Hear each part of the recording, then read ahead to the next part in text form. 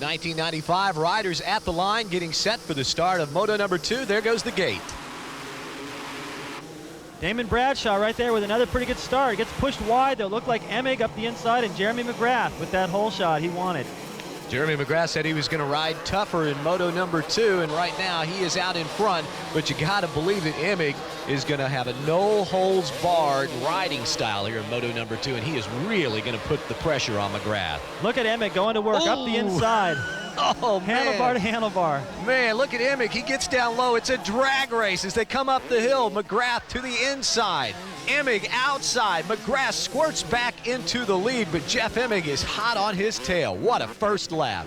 Well, it's just like the first lap of the first moto, but this time Emig is looking at the back of McGrath. But I got to believe Emig was quite a bit faster in that first moto, and after listening to Jeremy's comments, the bike wasn't set up, so he's got to keep his fingers crossed that setup, whatever changes they made, is going to work for him this time. Right now, Emig is putting the pressure on. Well, Emig trying an outside line, trying to get a bite off of that berm. It just doesn't work right there, but he is within a couple of wheel lengths of Jeremy McGrath. You can hear the fans screaming as they come down the hill.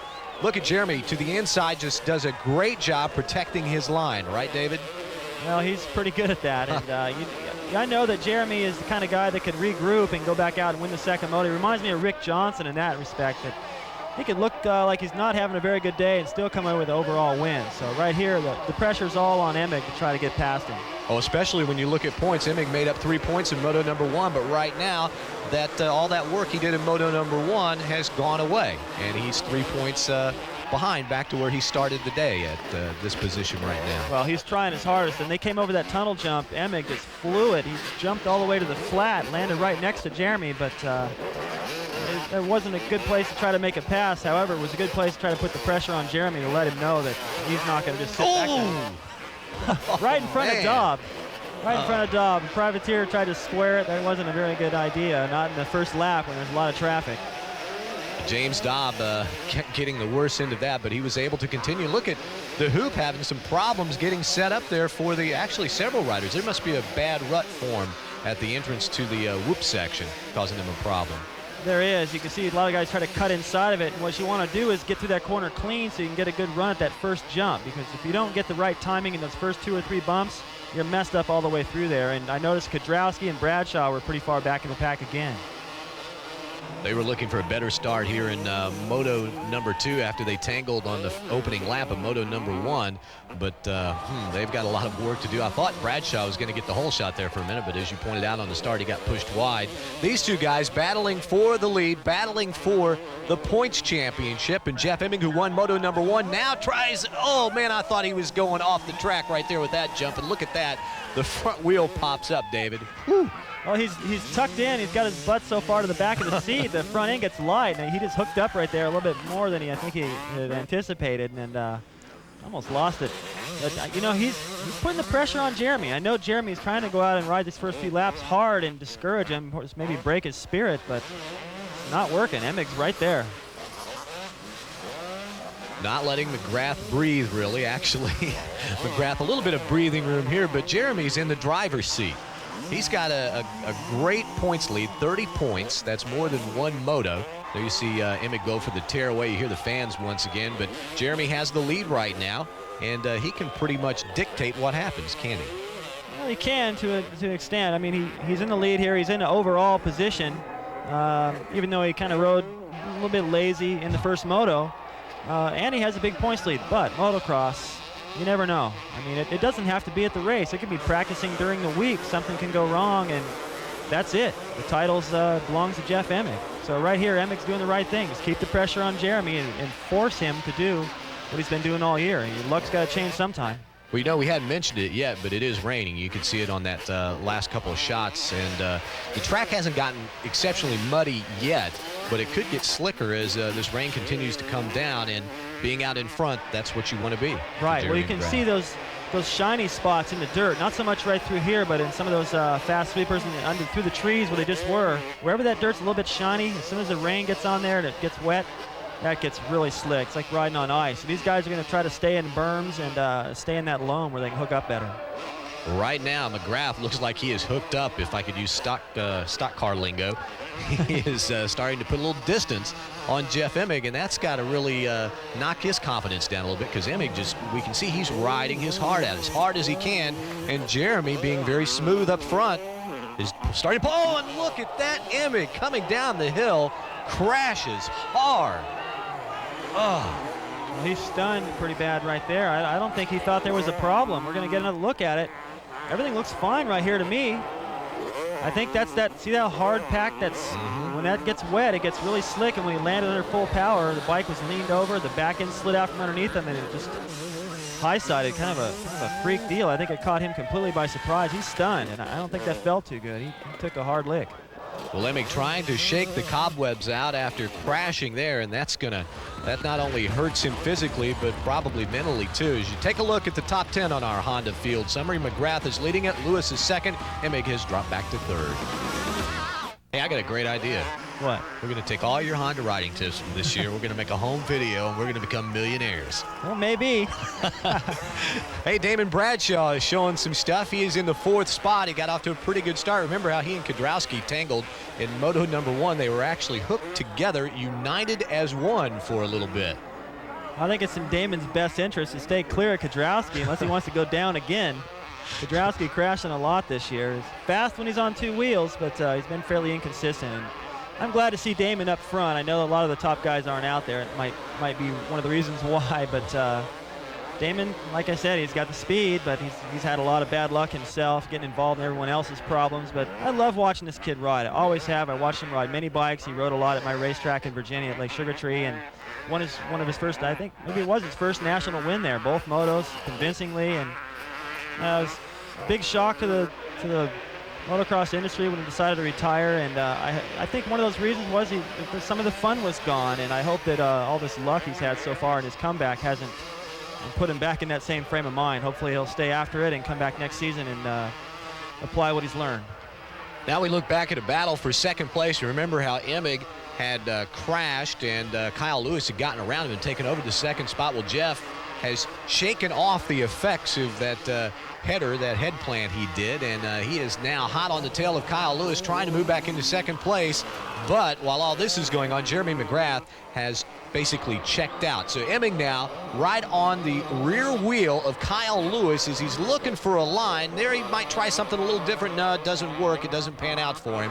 But right now, Jeff Emig, as you see some of the fans walking up there to the side of the track, shouting their encouragement. Now they'll come down this really fast part up the hill and getting set up for this left-hander, and look, Kyle slips out wide a little bit, and Emig makes up a little bit of ground. Now Emig, with that rear wheel washing out just a little bit, loses a little bit of the ground that he had made up.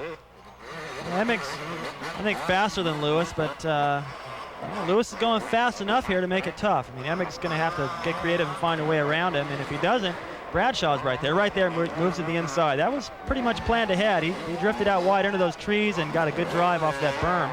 Just took the line away. But look at Kyle Lewis. He comes right back as they come up there, and Lewis moves back into second place. But now Emig, side by side. Man, we've seen a lot of side-by-side racing today. This time, Emig, as they come down the hill to the jump, takes the outside rut, Lewis the inside, but Jeffro manages to hang on to that second spot. Well, that was a pretty good little exchange right there, and a nice aggressive move by Lewis. He doesn't care if he's a factory rider or not. You know, if he's not going to take the best line, and pass him right back. And right here, he's still hanging pretty close, and Bradshaw really hasn't been able to make up that much ground on these guys. Right now, Jeff Emig will try and seek out Jeremy McGrath, but Jeremy's quite a ways out in front of him. He's put a little bit of a distance on Kyle Lewis at this point. Now you'll see Jeremy. We start the stopwatch at that point, so let's wait and see just how far behind Jeff Emig is. 5, 6, 7. Do I hear 10? Whoa, this is some kind of lead, isn't it? That's a week. Whoa. That's plenty of time. I don't think, You're right about Emig there.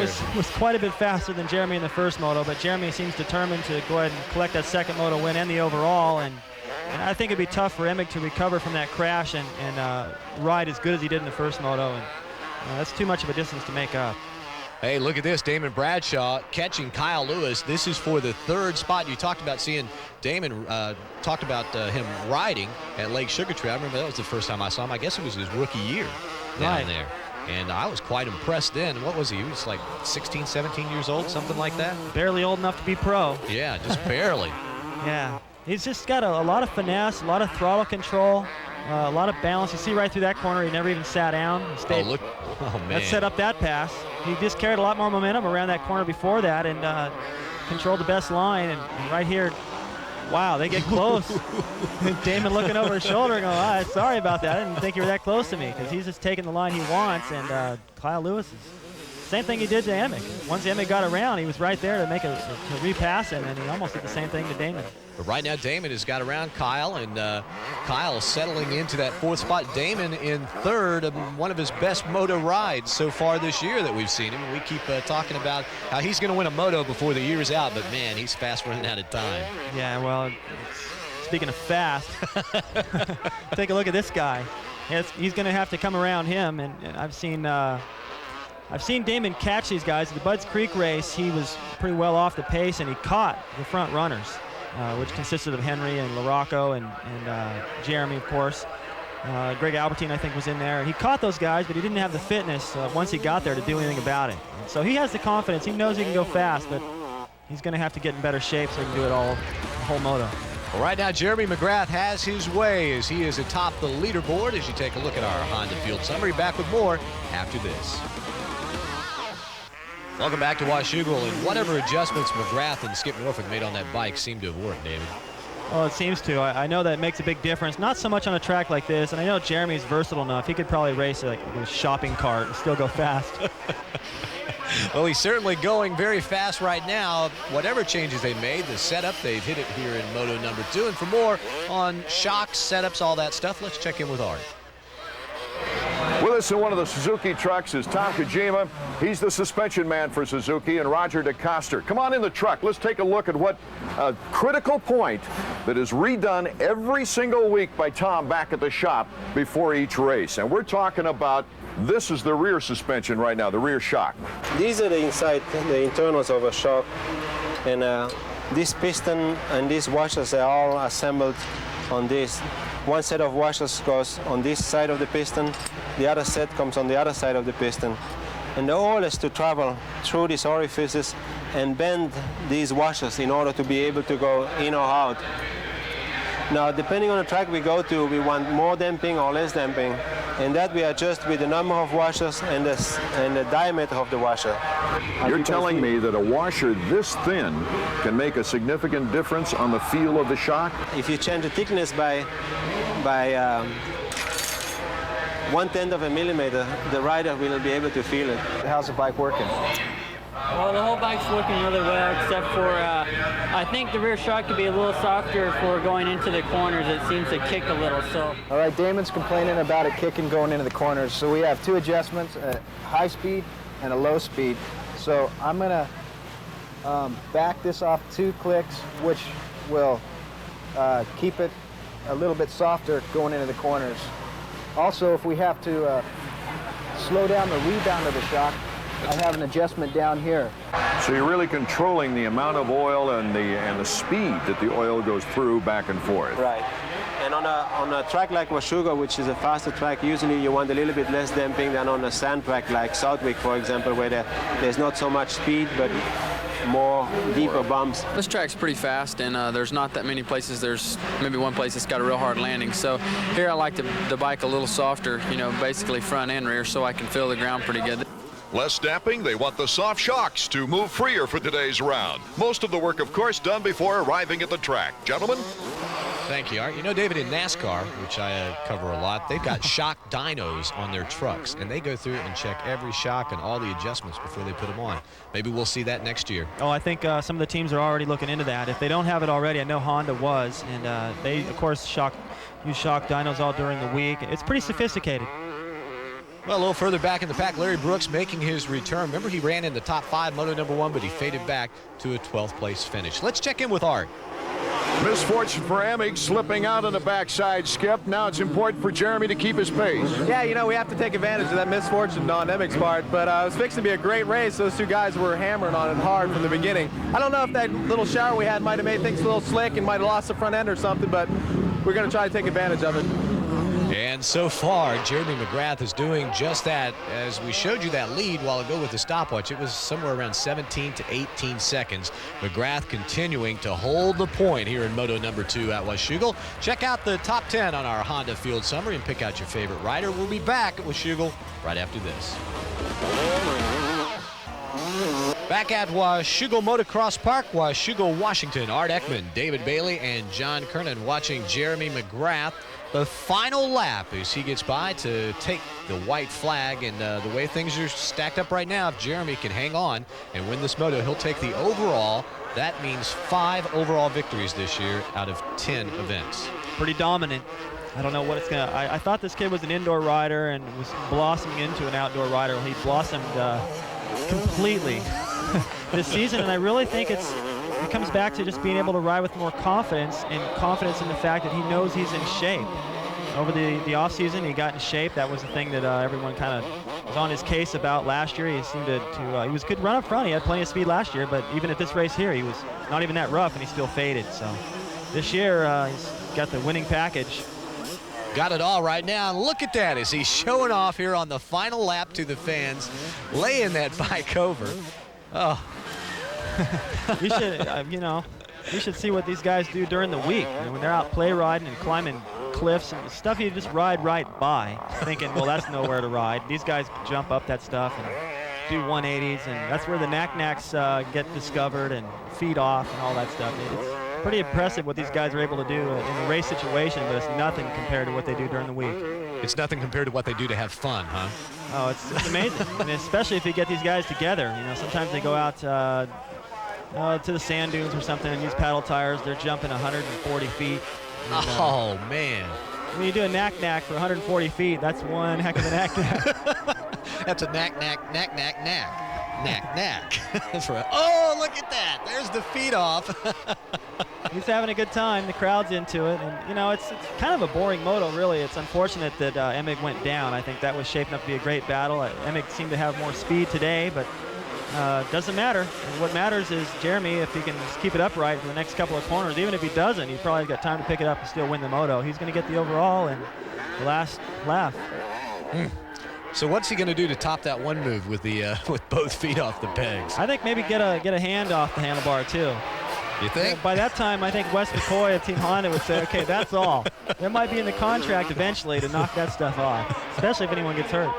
Yeah, no kidding. I mean, here we're having a good time watching it, but one little wrong move on the landing or the takeoff. Yeah, oof. It's all part of it, though. You got to have fun and you got to be relaxed. And look at that. Here's the little wheelie come across the checkered flag. Jeremy McGrath wins moto number 2. Now let's look back to Jeff Emig. Remember, he dumped the bike, but he has come back to get around Kyle Lewis and is now in the second place, and he'll cross the line in second. So he goes 1-2. McGrath goes 2-1, and it's a tie, but the tiebreaker, of course, goes to Jeremy McGrath on the overall. Look at Damon Bradshaw with a third place finish, one of his best since his comeback attempt. And as you take a look at the rest of the top 10, Art Ekman has caught up with our winner.